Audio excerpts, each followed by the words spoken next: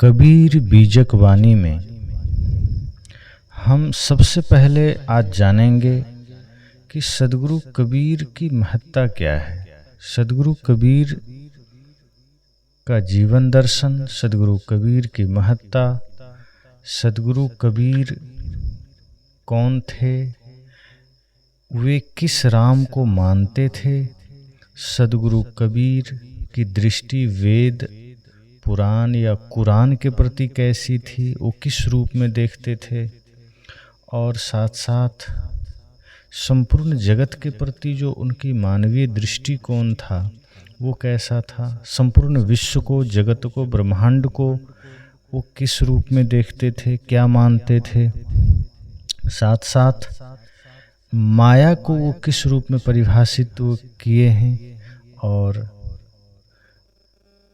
उनका सबसे अधिक प्रमाणिक ग्रंथ क्या है, अगर बीजक है तो क्यों है, साथ साथ बीजक में जो गूढ़ तत्व हैं, रहस्य हैं, पद हैं, वे सब हम क्रमशः धीरे धीरे आने वाले समय में जानेंगे।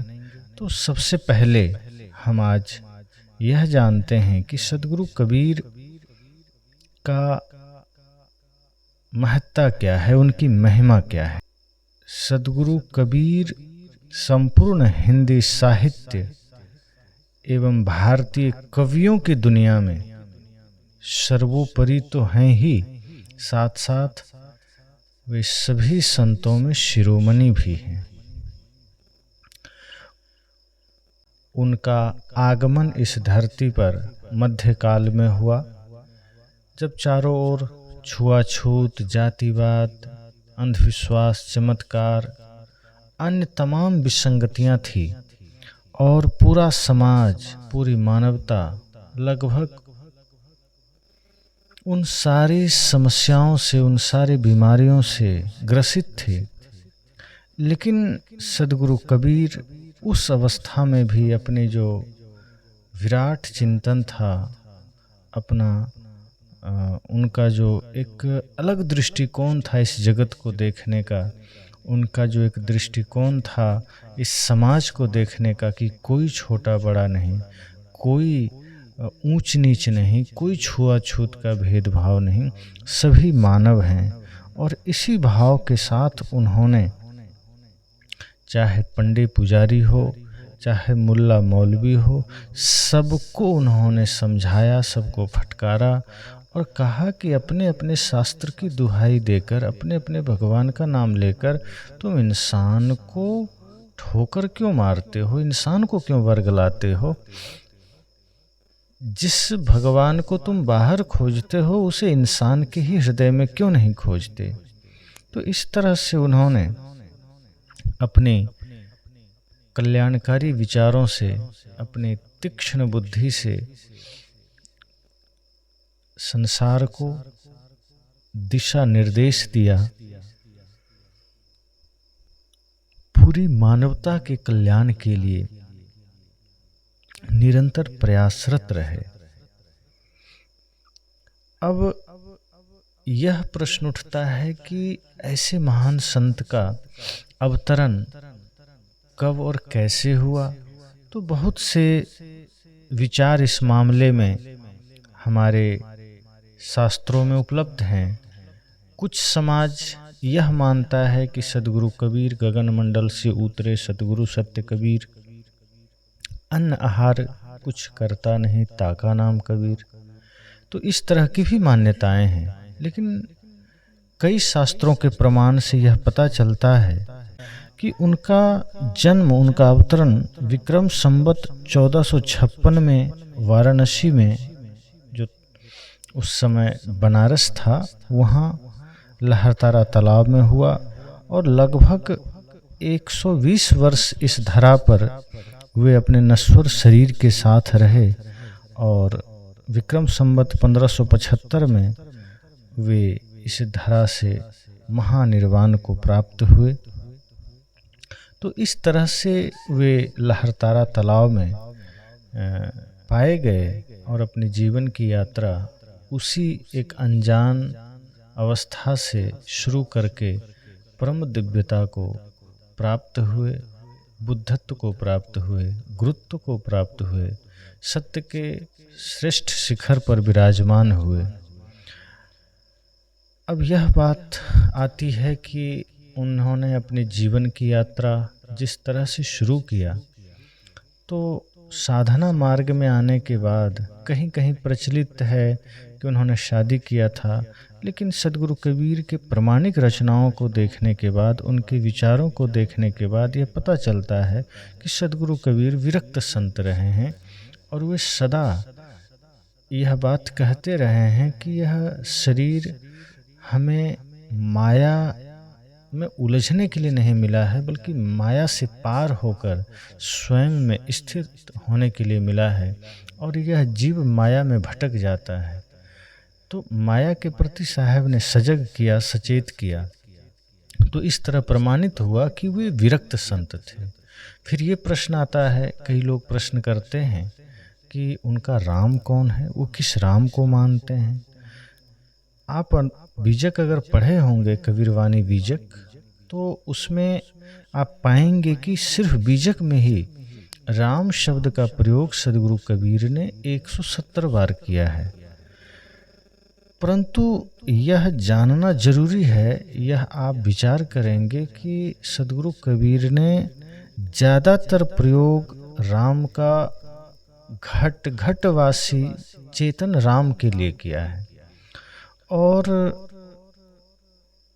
कहीं कहीं अगर उन्होंने श्री राम जो दशरथ के पुत्र हैं उनका नाम लिया भी है, तो वो थोड़ा सा निषेध परक है, अर्थात वे लोगों की उपासना पद्धति के अनुसार उन्होंने उस नाम को लिया है।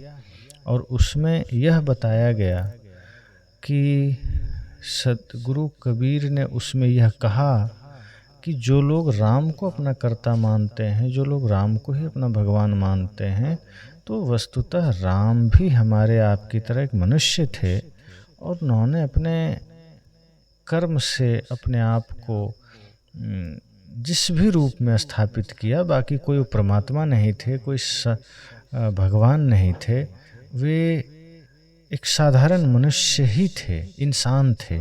तो सदगुरु कबीर ने राम का नाम भी इसी रूप में लिया है, और बल्कि उनके बहुत से कर्मों को तो उन्होंने नकारा है, आलोचना भी किया है। जो कुछ ऐसी बातें शास्त्रों में आई है, तो कहीं कहीं सदगुरु कबीर ने दशरथ सुत ही लोग कहीं जाना, राम नाम का मर्म है आना, इस तरह उन्होंने कई बार इस तरह के शब्दों का प्रयोग किया है। और बल्कि रामानंद जी चूँकि उनके दीक्षा गुरु माने जाते हैं, तो वो राम की भक्ति में लीन रहते थे, लेकिन सदगुरु कबीर ने उनका भी विरोध किया कि रामानंद राम की भक्ति में लीन है, वे चेतन राम को नहीं मानते हैं, वो दशरथी राम को मानते हैं। इस तरह से सदगुरु कबीर ने अपने भीतर जो राम है, चेतन राम है, जो राम के भीतर भी राम है, रमन्ते योगिन यस्मिन राम, कि जिसमें योगी जन भी रमन करते हैं, उस राम की बात सदगुरु कबीर करते हैं। वे दशरथ पुत्र राम की बात नहीं करते हैं। तो सदगुरु कबीर का राम चेतन राम है, आत्मा राम है। अब आगे यह बात आती है कि सदगुरु कबीर वेद, पुराण या कुरान के बारे में क्या राय रखते थे, क्या उनका मंतव्य था, क्या उनका विचार था। तो सदगुरु कबीर वेद हो चाहे कुरान हो, उसमें जो अंधविश्वास चमत्कार की बातें हैं, उन्होंने उसका खंडन किया।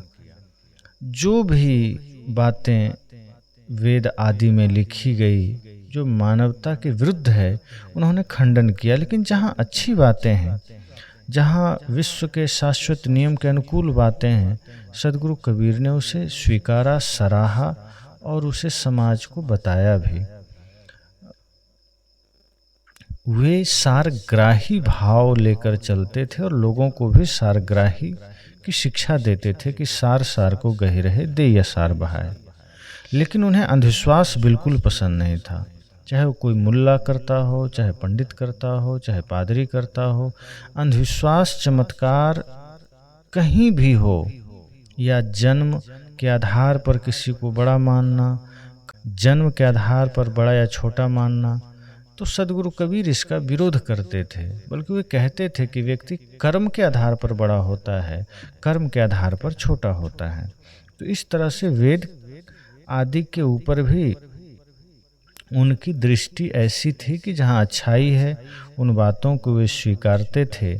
और कई जगह ऐसा आया भी है सदगुरु कबीर जहाँ वेद आदि की सराहना भी किए हैं कि वेद कितेब कहा कि झूठा, झूठा जो न विचारे, कि वेद कितेब झूठा नहीं है, जो इसको विचार नहीं करता वे लोग झूठे हैं। तो इस तरह से बहुत से जगह सदगुरु कबीर ने वेद की चर्चा भी की है।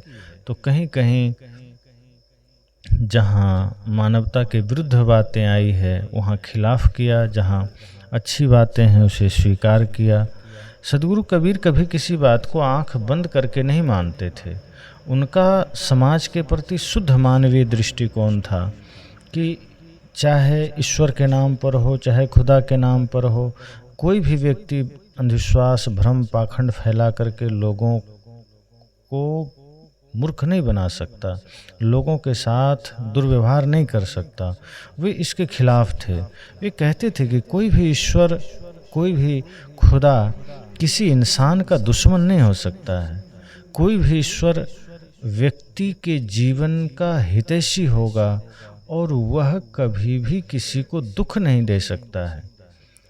इंसान को अपना कर्म ही सुख दुख देता है। इसलिए सदगुरु कबीर कर्म के पक्षधर थे। फिर बात ये भी आती है कि ये विश्व क्या है। सदगुरु कबीर इस विश्व को, इस सृष्टि को, इस संसार को किस रूप में मानते हैं। सदगुरु कबीर ने कहा कि पूरी सृष्टि अणु परमाणु का जोड़ है और ये सृष्टि में परिवर्तन होते हैं, ये मिटती नहीं है। जो कुछ हमें दिखाई दे रहा है ये बदलता तो है लेकिन ये मिटता नहीं है। और चेतन सी सृष्टि बिल्कुल अलग है। तो जितने भी जीव हैं उनके अंदर बैठा हुआ चेतन आत्मा, वो और एक और ये जड़ संसार है, सत्य दोनों ही, लेकिन संसार परिवर्तनशील है और आत्मा अपरिवर्तनशील है। इसी तरह ये शरीर हमारा जड़ है और इसमें निवास करने वाला चेतन आत्मा ये चेतन है, अखंड है, अविनाशी है और इसका कभी नाश नहीं होता। इसलिए सदगुरु कबीर ने इस विश्व को, इस संसार को इस रूप में देखा कि बाहर जो कुछ भी है वो अणु परमाणु का जोड़ है और ये परिवर्तनशील है, आत्मा अपरिवर्तनशील है। इन दोनों का संबंध सदा से होते रहा है, सदा से जीव इस धरती पर आया है। कभी ऐसा नहीं था कि संसार नहीं था, कभी ऐसा नहीं कि संसार नहीं रहेगा। सदा से सृष्टि है और सदा ही सृष्टि रहेगी। उन्होंने इस सृष्टि को अनादि कहा है, जो कि आप सब सांख्य में भी पढ़े हैं। सांख्य दर्शन में भी महर्षि कपिल ने सृष्टि को अनादि अनंत कहा है, प्रकृति पुरुष कहा है। सदगुरु कबीर ने भी जड़ और चेतन कहा है। अब सदगुरु कबीर फिर उनके सामने एक बात और आई कि वो माया की परिभाषा किस रूप में करते हैं, माया को किस रूप में देखते हैं। तो बहुत से शास्त्रों में, बहुत से मतपंथ में माया को इतना भयंकर रूप बना दिया गया कि ये तो राम की माया है, ये तो भगवान की माया है, इससे कोई नहीं बच सकता। ये ऋषि मुनि साधारण हो, चाहे कोई भी हो, देव हो, भगवान की जो माया है वो बड़ी प्रबल है, इससे कोई नहीं बच सकता। सदगुरु कबीर कहते नहीं, अगर कोई भगवान है तो फिर वो ऐसा नहीं कर सकता कि किसी जीव पर माया छोड़ दे। और यदि कोई भगवान लोगों को माया में फंसाता है फिर वो भगवान नहीं, शैतान होगा। तो माया दुरत्या नहीं है, माया अघटित घटना पटीसी नहीं है, माया कठिन नहीं है। जब तक हमारे मन में मोह है तब तक ये माया है। और जैसे ही हम जड़ चेतन का विश्लेषण करते हैं, चिंतन करते हैं, शरीर संसार की नश्वरता को समझते हैं, मैं कौन हूँ इस भाव को समझते हैं, माया से हम तुरंत उसी क्षण दूर हो जाते हैं और फिर माया बड़ी सरलता से हमारे भीतर से विदा हो जाती है। तो इस तरह से सद्गुरु कबीर ने तमाम विषयों पर कहा है। और आगे हम यह भी जान लें कि सद्गुरु कबीर का सबसे प्रामाणिक रचना क्या है। तो निश्चय ही सद्गुरु कबीर की सबसे प्रामाणिक जो कीर्ति है वो विजक ही है, क्योंकि जिस तरह से निर्भ्रांत भाव से सद्गुरु कबीर ने विजक वाणी कहा है, ये सद्गुरु कबीर की प्रामाणिक रचना है। क्योंकि अन्य जो वानियाँ हैं वो सद्गुरु कबीर के भाव दशा से मेल नहीं खाते। उसमें प्रक्षेप वानियाँ या अन्य बाहर से जोड़ी गई वानियाँ बहुत ज़्यादा है, पर बीजक सद्गुरु कबीर की मौलिक रचना है, जिसको प्रसिद्ध संत नाभादास जी ने भी उद्धृत किया है, जो वैष्णव संत हुए हैं, कि हिंदू तुर्क प्रमाण रमैनी शब्द साखी, ये इस रूप में उन्होंने कहा। तो रमैनी शब्द साखी का जो एक चर्चा है या फिर जो क्रमशः ये पद है, ये बीजक में ही मिलते हैं। अर्थात बीजक ही सद्गुरु कबीर की प्रामाणिक रचना है, जो सद्गुरु कबीर ने कहा है। बाकी अन्य भजन हैं, हम ये नहीं कह सकते कि हाँ बीजक ही उनकी रचना है। भजनों की भी बहुत सारे पुस्तकें उनके नाम पर है, जो सद्गुरु कबीर के भजन हैं। उनके नाम पर दोहे हैं जो उनकी ही रचना हो सकती है और होंगी ही, क्योंकि बहुत से दोहे, बहुत से भजन सद्गुरु कबीर के विचारों से, उनके आदर्शों से, उनके दर्शन से बिल्कुल मेल खाती हैं। तो निश्चय ही सद्गुरु कबीर की मौलिक रचना बीजक है, लेकिन अन्य भी वाणियाँ हैं जो भजनों के रूप में उपलब्ध है, साखी के रूप में उपलब्ध है। तो सद्गुरु कबीर ने अपने पूरे जीवन में ये समझ लीजिए कि उस वक्त इस धरा पर उनका आगमन हुआ जब पूरी धरा अंधविश्वास, चमत्कार और तमाम कुरीतियों, जातिवाद के जंजीरों में जकड़े थे। और सद्गुरु कबीर ने अपने क्रांतिकारी ज्ञान से, अपने कालजयी रचना से, अपने आदर्श से, अपने सत्यवाणी से इन सबको धाराशायी करने का प्रयास किया और धीरे धीरे वो सफल भी हुए। आज हम सब उनके इन्हीं क्रांतिकारी विचारों को बीजक वाणी के रूप में, बल्कि कबीर बीजक वाणी के रूप में सुनते आ रहे हैं।